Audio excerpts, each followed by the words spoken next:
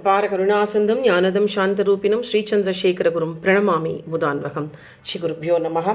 கருணை கடலாம் காஞ்சி மகாபெரிவா அவர் நிகழ்த்தி காட்டி கொண்டிருக்கும் சில அனுகிரக விசேஷங்களையும் வைபவங்களையும் பார்த்து வருகிறோம்.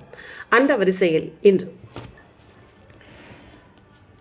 பெரியவாள்கிட்ட ஒரு பக்தர் ஸ்ரீனிவாச ஐயர்னு பேர், காஞ்சிபுரத்தைச் சேர்ந்தவர் தான்.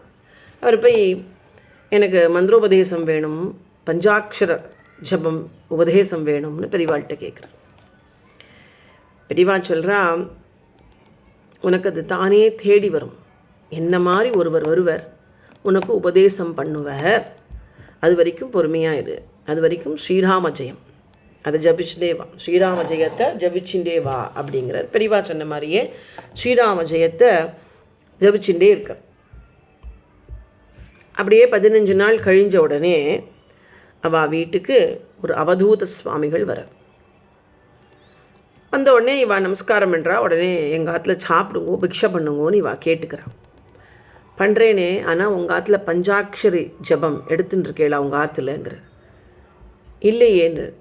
அப்போ நான் சாப்பிட முடியாது, நான் பிக்ஷை பண்ண முடியாது. நான் பஞ்சாட்சர ஜபம் எடுத்து சிவபஞ்சாட்சரம் சக்தி பஞ்சாட்சர ஜபங்கள் இருந்தால் தான் நான் உங்கள் ஆற்றுல நான் பிக்ஷை பண்ண முடியுங்கிற. உடனே இவருக்கு ஞாபகம் வருது பெரியவா சொன்னது. உடனே வட்ட அதை சொல்கிற, இந்த மாதிரி மகாபெரிவா சொன்னால் நான் மகாபெரிவாள்கிட்ட கேட்டேன். பெரியவா என்ன மாதிரி ஒருவர் வருவர், ஒரு யதி வருவர், அவர் உனக்கு எடுத்து வைப்பார்னு சொன்னார் அப்படின்னு. உடனே ஆஹா அப்படியே செஞ்சுடுவோமேன்னு இந்த சுவாமிகள் வந்த சுவாமிகள் சொல்லிவிட்டு அவளுக்கு சக்தி பஞ்சாட்சரி மந்திரத்தை உபதேசம் பண்ணுறார். அவருக்கும் அவர் மனைவிக்கும் பஞ்சாட்சரி மந்திரத்தை உபதேசம் பண்ணிவிட்டு அப்புறம் அவாத்தில் பிக்ஷை பண்ணாராம். அதுலேருந்து அந்த பஞ்சாட்சரி ஜபம் பண்ண ஆரம்பித்ததுலேருந்து அவளுக்கு ஒரே ஆனந்தம், வீட்டில் ஒரே சந்தோஷம்தானாம். அந்த மாதிரி இருக்குது. இருந்தாலும் பெரியவா உபதேசித்த ஸ்ரீராம ஜெய மந்திரத்தையும் நான் சொல்லிகிட்டே தான் இருக்கேன், ஸ்ரீராம ஜெயத்தை சொல்லிகிட்டே தான் இருக்கேன். பெரியவாளுடைய அந்த தீர்க்க திருஷ்டியை நினச்சி எனக்கு ஆச்சரியமாக இருக்குது. ஏன்னா என்ன மாதிரி ஒருத்தர் வருவர், உனக்கு உபதேசம் பண்ணுவார்னா பெரியவா சொன்ன 15ஆவது நாள் அந்த யதி எங்கள் ஆற்றை தேடி எங்களுக்கு பஞ்சாட்சர ஜபம் உபதேசித்தார் அப்படிங்கிறார். எவ்வளோ பெரிய விஷயம் இல்லையா? அது இந்த ஜபங்கள்லாம் நம்மளை தேடி வரணும்பா. நம்ம தேடி போகிறத விட நம்மளை தேடி அது வரும்பா. அதனால் அந்த மாதிரி ஜபங்கள்லாம் வரணும், தேடி போகாதீங்க, அதுவே தானே வரும். ஏன்னா எங்கள் அம்மா வாழ்க்கையும் நடந்திருக்கு. எங்கள் அம்மா ஸ்ரீவித்யா மந்திரங்கள்லாம் நிறைய எல்லாம் எடுத்துட்டுருக்கா. எங்கள் அப்பாவோட மாமா அண்ணா என் சுப்பிரமணியம்னு பெரிய ஸ்ரீவித்யா உபாசகர். விவேகானந்தா காலேஜில் விவேகானந்தா காலேஜில் ஒர்க் பண்ணவர். அப்புறம் விவேகானந்தா காலேஜ்லேயே அவருக்கு ஒரு ரூம் கடைசி காலம் வரைக்கும் கொடுத்துருந்தா.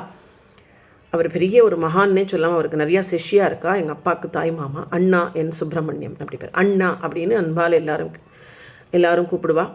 அவர் ஸ்ரீவித்யா உபாசகர். பௌர்ணமி பூஜையெல்லாம் அம்பாள் பூஜை பண்ணுவார். ரொம்ப நல்லா இருக்கும், நிறைய கூட்டம் வரும் அப்புறம் பூஜையை பார்க்க.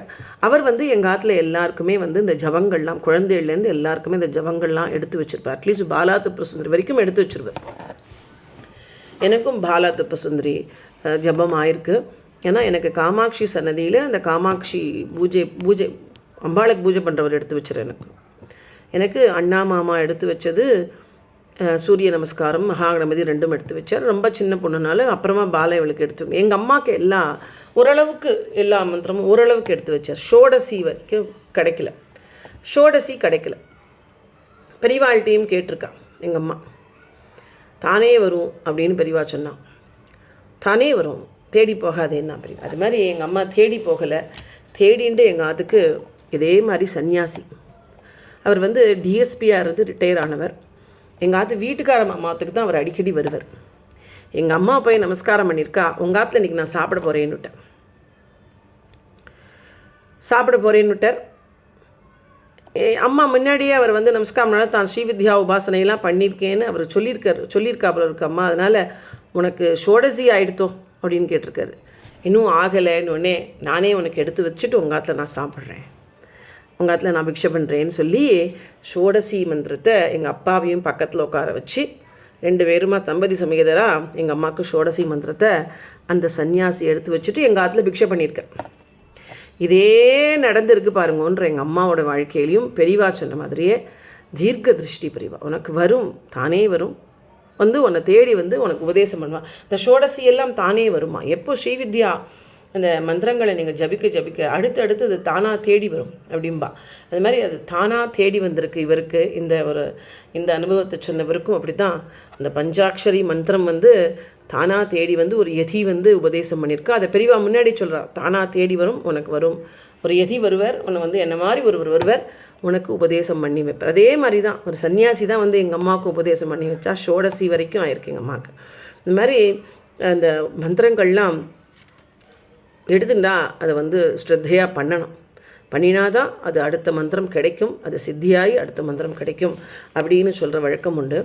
அதே மாதிரி இப்படி தான் இன்னொன்னே நம்ம உடனே நினைக்கலாம், ஒருத்தர் என்ன நமக்கு இந்த மாதிரி மந்திரங்கள்லாம் நமக்கு எங்கே பண்ண முடியும், மடி ஆச்சாரம்லாம் பார்க்க முடியல, வேலைக்கு போகிறோம் ரொம்ப ஆச்சாரமாக இருக்க முடியல இந்த அப்படின்னு நம்ம இதை கேட்டுட்டு ஒவ்வொருத்தருக்கும் தோணும், ஒரு பெண்மணிகளுக்கும் தோன்றும் இந்த மந்திரங்கள்லாம் நம்ம எங்கே பண்ணுறது அப்படின்னு. தேவையே இல்லை. அதுதான் பெரியவா சொல்கிறேன். இது வந்து அந்த மார்க்கத்தில் போகணும் கொஞ்சம் அதெல்லாம் அப்படிங்கிறவா எடுத்துக்கிறது தேவையில்லை. லலிதா சஹஸ்ரநாமத்தை படித்தாலே போரும், அம்பாளுடைய அனுகிரகம் நமக்கு பரிபூர்ணமாக கிடைக்கும்னு அம்பாளே சொல்லியிருக்கா லலிதா சஹஸ்ரநாமத்தில். இந்த சகஸ்ரநாமத்தை படித்தாலே போரும், ஒரு ஸ்ரீவித்யா உபாசகனுக்கு என்ன கொடுப்பேனோ அதையே நான் உனக்கு கொடுப்பேங்கிற அம்பாள். அப்படி இருக்கும்பொழுது அந்த ஸ்ரீவித்யா மந்திரத்தை எடுத்துக்கணுங்கிற அவசியம் இல்லை. அது கொஞ்சம் ஆச்சார அனுஷ்டானங்கள்லாம் நம்ம கடைபிடிக்கணும்.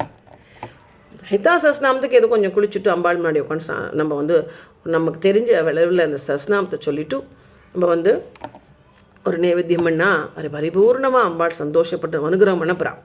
எதுக்கு சொல்ல வரேன்னா, இன்னொரு அனுபவம் என்னென்னா, ஒரு பெண்மணி வேலைக்கு போகிறவன் பெரியவாள்கிட்ட போய் கேட்குறான், இந்த மாதிரி எனக்கு மடி ஆச்சாரம் பார்க்க முடியல, அவ்வளவா வேலைக்கு போகிறேன், ஆனாலும் எனக்கும் ஏதாவது ஸ்லோகம் சொல்லணும் ஆசையாக இருக்குது, மந்திரங்கள் ஏதாவது, அது எனக்கு என்ன மந்திரம் நாங்கள் இதை வேலைக்கு போகிறவா சொல்லலாம், ரொம்ப ஆச்சாரமாகவும் இல்லை உக்காண்டோ சொல்ல முடியாது, என்ன மந்திரம் சொல்லலாம் அப்படின்னு அவள் பயந்துனே தான் கேட்குறா. ஏன்னா என்ன எதிர்பார்த்தேன்னா, அவன் உனக்கெல்லாம் ஆச்சாரம் இல்லை அனுஷ்டானம் இல்லை, உனக்கெல்லாம் என்ன மந்திரம்னு திட்டுவாளோன்னு பயந்துட்டே சொன்னதுக்கு பெரியவா ஒன்றுமே சொல்லலை, எதுவுமே பண்ண வேண்டாம், நீ வந்து கருணாமூர்த்தியான பெரியவா அவளுடைய உள் உணர்வை புரிஞ்சுண்டு அவள் எவ்வளோ தூரம் சின்சியராக இருக்கா, சின்சியராக அவள் பண்ணணும்னு ஆசைப்படுறா, அவளுக்கு முடியல, ப்ராக்டிக்கலி முடியலை இல்லையா, நிறைய பேருக்கு அப்படி தானே.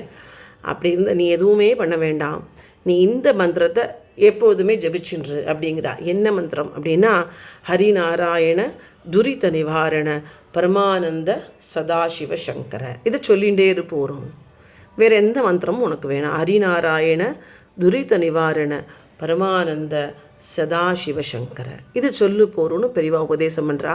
அந்த பெண்மணிக்கு மட்டும் உபதேசமாக நம்ம இதை எடுத்துக்கூடாது, நமக்கும் பெரியவா உபதேசிக்கிறான்னு நம்ம எடுத்துட்டு இந்த ஹரிநாராயண துரித நிவாரண பரமானந்த சதாசிவசங்கர இதை சொல்லிட்டு இருந்தாலே போகிறோம். ஏதோ கொஞ்சம் நிறையா ஸ்லோகம் படிக்க தெரிஞ்சவா லலிதா சஹஸ்ரநாமம் சொல்லுங்கோ, இல்லையா கத்துண்டு சொல்லுங்கோ, நான் கற்றுத்தரேன், எங்கிட்ட கூட கற்றுக்கலாம், கற்றுண்டு சொல்லுங்க, அவ்வளோதான். லலிதா சஹஸ்ரநாமத்துக்கு அப்படியே ஒரு விசேஷம் உண்டு, அதனால் அதையும் கற்றுக்கலாம். ஸ்ரீவித்யா பூஜையும் பஞ்சாட்சரி மந்திரமும் பண்ணினா தான் கடவுளை அடைய முடியும் அப்படிங்கிறது இல்லை, அது ஒரு மார்க்கம், இதுவும் ஒரு மார்க்கம் தான். இப்போ இருக்கிற அவசர உலகத்தில் அட்லீஸ்ட்டு இந்த மாதிரி சின்ன ஸ்லோகங்கள் ஸ்தோத்திர பாராயணங்கள் மூலமாகவும் நாம் கடவுளை அடைய முடியும். இல்லைன்னா வெறும் நாமம் ராமநாம சொன்னாலே போரும், ராம் ராம் ஸ்ரீராம ஜெயம்னு சொன்னால், அந்த மாமா சொன்னார் பாருங்க, பஞ்சாட்சரி மந்திரம் கிடைக்கிறவருக்கு ஸ்ரீராம ஜெயம் சொல்லிட்டு இருந்தாலே போரும். இல்லை பெரியவா சொன்ன ஹரிநாராயண துரித நிவாரண பரமானந்த சதாசிவசங்கர இது சொன்னாலும் போரும். இல்லை ராம் ராம் ராம் ராம் ராம் ராம்னு அந்த 2 எழுத்து மந்திரம், அந்த மந்திரத்துக்கு நிகர் வேறு எதுவுமே இல்லை. தாரக மந்திரத்துக்கு நிகர் ராமநாம தாரக மந்திரத்துக்கு நிகர் வேறு மந்திரமே கிடையாது. ராம ராம ராம ராம ராம இது சொல்லிட்டு இருந்தாலே, நம்ம பஸ்ஸில் போகிறோமா, ட்ரெயினில் போகிறோமா, வேலைக்கு போகிறோமா, எல்லா இடத்துலையும் நம்ம இதை சொல்லிட்டு இருக்கலாம், வேலை பண்ணிட்டு இருக்கும்போதும் சொல்லிட்டு இருக்கலாம், மனசுக்குள்ளே சொல்லிட்டு இருக்கலாம். இதை சொல்ல சொல்ல சொல்ல சொல்ல அதோடைய மகிமை நீங்களே உணர்வீர்கள். அதனால் நாம மகிமை அப்பேற்பட்டது. ஹரஹர சங்கரா ஜெய் ஜெய் சங்கரா, ஹரஹர சங்கரா ஜெய் ஜெய் சங்கரா, சந்திரசேகர பாஹிமாம் சந்திரசேகர ரக்ஷணம்.